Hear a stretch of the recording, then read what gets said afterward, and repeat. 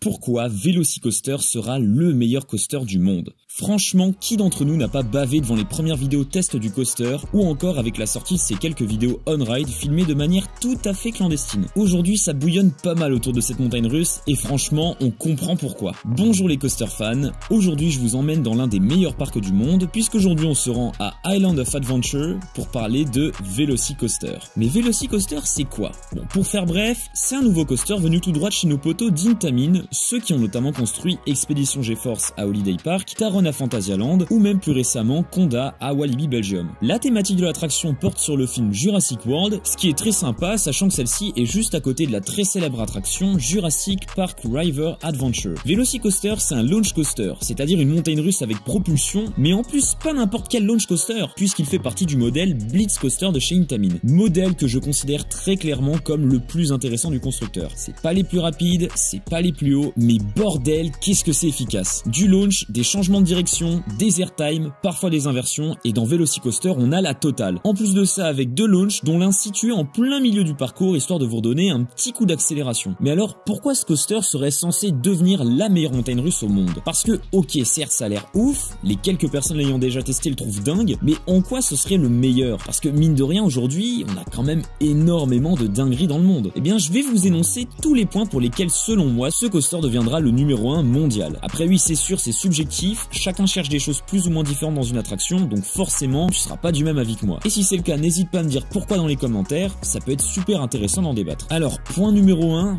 c'est la thématisation. Oui, c'est pas du niveau de Fly à Phantasialand, on voit quand même très bien les rails, par certains passages ça fait juste simple coaster posé sur l'eau, bien qu'en vrai ce soit super beau. Mais regardez ça, la file d'attente, ils nous ont foutu des animatroniques de Raptor qui font juste complètement réalistes. On a presque l'impression que si on va les caresser, ils vont se mettre à bouger. On a aussi une interaction avec le train et les dinosaures du point de vue des visiteurs dans la file, comme vous pouvez le voir sur la vidéo que je suis actuellement en train de vous montrer. C'est plutôt cool et ça permet de vraiment avoir l'impression qu'il y a des dinosaures dans l'attraction, comme si des raptors étaient en train de poursuivre les visiteurs. C'est certes pas la file d'attente d'attraction, mais les quelques décors qu'on a te mettent bien dans l'ambiance. Globalement, ça reste même minimaliste sur certains passages, mais c'est clairement suffisant pour l'immersion. Je vous rappelle que c'est thématisé sur Jurassic World. Et qu'est-ce que c'est Jurassic World?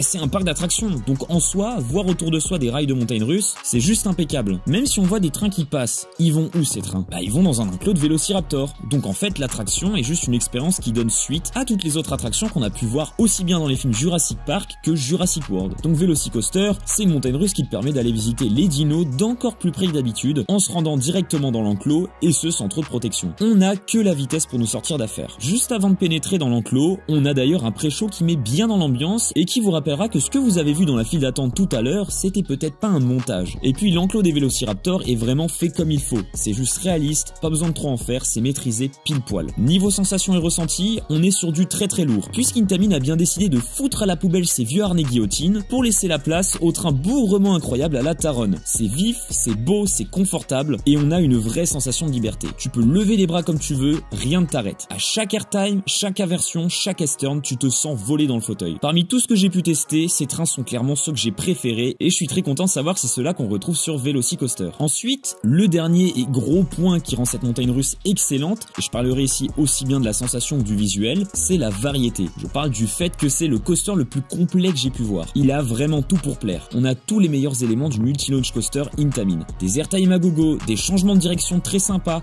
des inversions plutôt classiques, des inversions assez modernes, de l'intensité qui te colle dans le fauteuil, des moments plus légers, bref, on a de tout. Mais bon, c'est pas juste pour ça que c'est énorme. Parce qu'en soi, des coasters variés, on en a d'autres. Ce qui est dingue avec Velocicoaster, c'est qu'on a en plus de ça, deux coasters en un. On a un launch coaster et on a un méga coaster. Alors là, vous vous dites, mais d'où c'est un méga coaster? Il y a que des launchs. À quel moment il y a un lift? C'est vrai, officiellement sur le papier, c'est pas un méga coaster. Mais au ressenti, c'est du pareil au même. Vous êtes toujours pas convaincu? Ok, alors regardons de plus près. On commence avec du launch dans l'enclos des Vélociraptors. Et là, début du festival de sac de nœuds. C'est serré, ça change de direction toutes les secondes, c'est pas spécialement rapide mais ça déboîte, on se sent complètement à l'étroit, il y a aucun moyen de s'échapper, on est clairement la proie des raptors et on tourne dans tous les sens comme si on prenait la fuite. C'est du gros n'importe quoi, on a à peine le temps de voir un élément qu'il y en a un nouveau différent. En soi ça ressemble pas mal à d'autres Blitz Coaster Intamin, je pense ici surtout à Taron qui est bloqué en plein milieu du village de Klugheim et où le train fait sa petite balade et souvent pète les plombs comme un poisson qui manquerait de place à l'étroit dans son bocal. Alors forcément, au bout d'un moment, on trouve une faille et on arrive dans le deuxième launch qui va enfin nous délivrer de cet enclos ultra hostile. Plus aucun dinosaure à l'horizon et là là ça monte. Ça y est, léger temps de pause, on profite de la vue, on respire enfin, on peut désormais être maître de nos mouvements et jouer avec l'espace qu'on a. C'est tout le parc et le lac qui s'ouvre devant nous. On est désormais à 47 mètres de haut. Est-ce que vous le voyez maintenant, ce côté méga coaster dont je parlais? Après ça, grosse drop bien raide comme on les aime et des longs virages, un gros stall, des airtime et pour finir, on sent qu'Intamin a bien eu le seum de pas pouvoir garder l'airline roll à ras du sol de Maverick à Cedar Point et a voulu leur faire en mieux sur un blitz coaster